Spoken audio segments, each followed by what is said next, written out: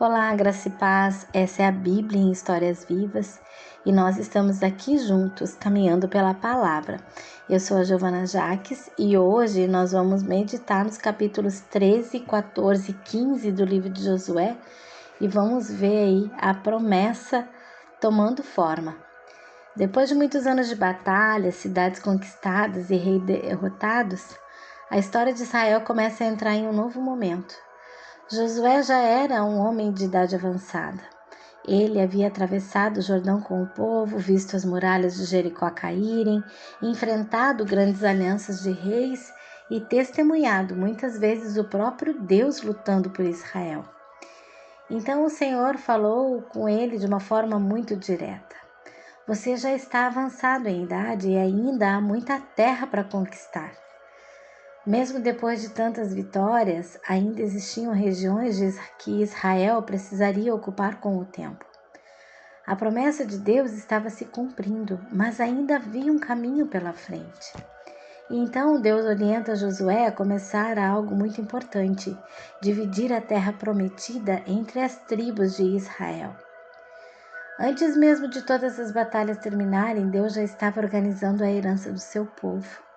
Primeiro, o texto relembra que havia acontecido algo que havia acontecido ainda nos dias de Moisés.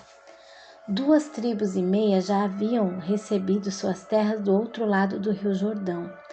As tribos de Ruben, Gade e metade da tribo de Manassés. Essas terras ficavam na região leste e haviam sido conquistadas antes da travessia do rio. Mas havia uma tribo que não receberia território como as outras, a tribo de Levi. Os levitas foram separados para o serviço do Senhor, cuidavam do tabernáculo, dos sacrifícios e do ensino da lei. Por isso a Bíblia diz: o Senhor, o Deus de Israel, é a herança deles. Enquanto as outras tribos recebiam terras e cidades, os levitas recebiam algo ainda mais precioso: o privilégio de viver dedicados ao Senhor. O capítulo também relembra algumas conquistas feitas ainda no tempo de Moisés, como a derrota de Seom, rei dos amorreus, Og, rei de Bazã, um rei que era muito poderoso, conhecido por sua grande estatura. Essas vitórias abriram caminho para que aquelas terras fossem entregues às tribos do leste. Mas a história segue, e no caminho seguinte surge um momento muito especial. Entre todo o povo aparece um homem que carrega uma memória antiga, Caleb. Ele se aproxima de Josué e relembra algo que havia acontecido 45 anos antes. Naquele tempo, quando Israel ainda estava no deserto, Moisés havia enviado 12 homens para espionar a terra prometida. 10 voltaram com medo, dizendo que os inimigos eram fortes demais. Mas 2 homens confiaram em Deus, Josué e Caleb.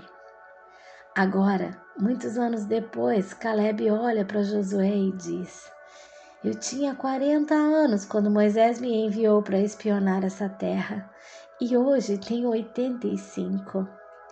E ele diz algo impressionante.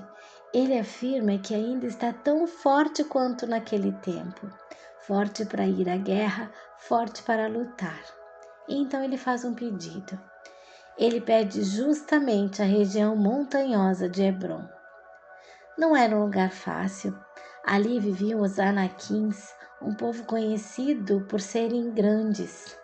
Os gigantes que no passado haviam assustado os espias. Mas Caleb não pede descanso, ele pede desafio. E ele com muita fé diz: talvez o Senhor esteja comigo e eu expulsarei aqueles povos como ele prometeu. Então Josué abençoa Caleb e entrega a ele Hebrom como herança. E a Bíblia registra algo muito bonito sobre esse homem. Caleb seguiu o Senhor de todo o coração. A promessa feita tantos anos antes agora estava se cumprindo. Depois disso, começa a descrição da herança da tribo de Judá. Judá era uma das maiores tribos de Israel e o território que recebeu era amplo. Ele se estendia desde o deserto do sul, perto de Edom, passando pelas montanhas e chegando até as regiões importantes da terra. Pode parecer apenas uma lista de cidades e fronteiras, mas aquilo representava algo muito profundo. A promessa que Deus havia feito séculos antes, ainda nos dias de Abraão, agora estava se tornando realidade diante do povo. Dentro deste território aparece novamente a história de Caleb. Ainda havia uma cidade a ser conquistada ali chamada Kiriat Sefer. Então Caleb fez uma proposta. Ele daria sua filha Axa em casamento ao homem que conseguisse conquistar aquela cidade. Quem aceitou o desafio foi Otoniel, parente de Caleb. Ele foi à batalha, venceu e conquistou a cidade. Assim, ele se casou com Axa. Depois do casamento, acontece um episódio muito bonito. Axa percebe que a terra que havia recebido ficava em uma região seca. Então ela pede ao pai algo mais, fontes de água. Caleb não apenas escuta o pedido da filha, ele concede a ela as fontes superiores e as fontes inferiores. Aquilo significava vida. A água naquela terra era essencial para plantar, para viver e para garantir o futuro da família.